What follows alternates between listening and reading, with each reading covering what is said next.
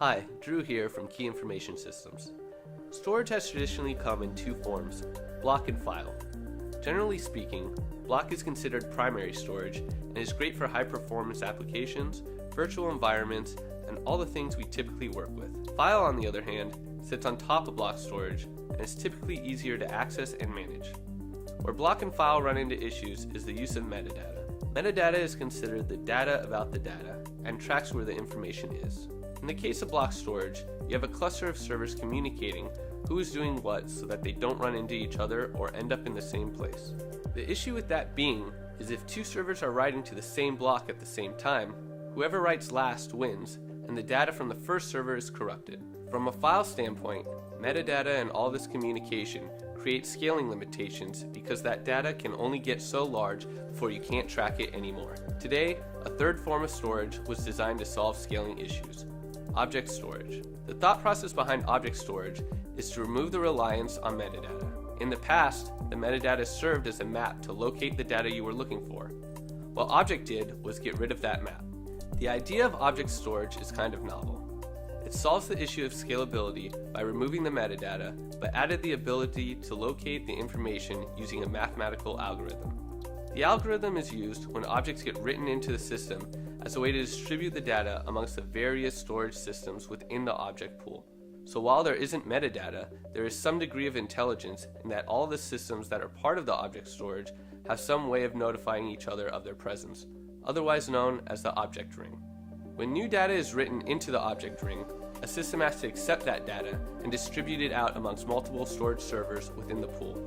Using the algorithm, the data is broken up into small chunks and spread across different systems. Subsequently, that same math used to write the data is used to read the data, which is where the object storage solves the issue of scalability. With the map, you are guaranteed to find the exact location of that data every time. When you use math to make a statistical guess, you might be 30 feet off in any direction, but each time you are wrong, you get a little bit closer to that data. Object storage is like playing Battleship. Once you get the first hit, you more than likely know where the next hit is. So while you might lose a few fractions of a millisecond in speed as compared to block storage, object storage has near limitless scalability. In addition to solving scaling issues using one of your favorite childhood games, object storage presents numerous additional advantages. First, you pay for exactly what you are consuming and not any additional overhead. Secondly, object storage is generally someone else's problem, in that you've handed out all the problems that come with storage management. Lastly, object is used as an alternative to tape because it provides all the good and none of the bad, including accessibility and the benefits of grade scaling systems. So how do you leverage object storage if you don't have a system that is capable of it? The answer is a gateway.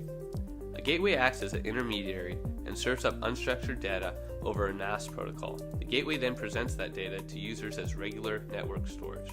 Instead of writing to block on the back end, it writes to object. The major advantage of the gateway is that it fills the gap by letting you make use of all the things you like about object storage, but in a way that presents it in familiar terms. Another advantage is that the gateway has a method of clustering amongst one another where they can all share the same data. This allows companies that are geographically dispersed to have a gateway at each site that will communicate with each other and write all the data centrally to a single object store.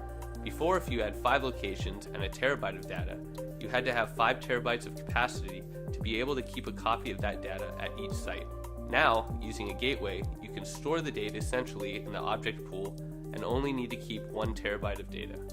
The third major advantage is the collaboration of iterations of data. In the past, data had to be pushed back and forth, which would take hours, causing delays in the project. By leveraging a gateway, that data is stored in the object store with access to everyone, and because of the way they communicate with one another, the object store is able to make an educated guess on what information you will request next and will keep it cached on the local gateway. The last advantage of the gateway is that it will compress and deduplicate the data before writing into the object store. This adds value by speeding up the transfer of data and by consuming less storage capacity.